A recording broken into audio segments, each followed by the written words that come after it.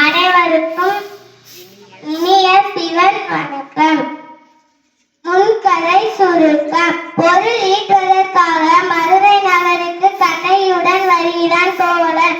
அங்கு அவன் செய்யாத குற்றத்திற்காக தண்டனையை பெறுகிறான். அளிக்காத தண்டனை அரசன் மீது குற்றம் சாட்டும் கண்ணகி.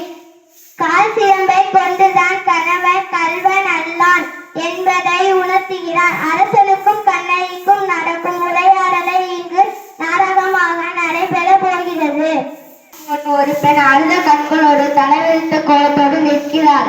ஓ அப்படியா? அந்த பெண்ணிற்கு என்ன பெயருமோ தெரியவில்லை. கேட்டாயா? கேட்டேன் மன்னா, உங்களுடன் தான் கூற வேண்டும் என்று சொல்கிறார். சரி, அந்த பெண்ணை உள்ளே பெண்ணே, நீ உள்ளே செல்.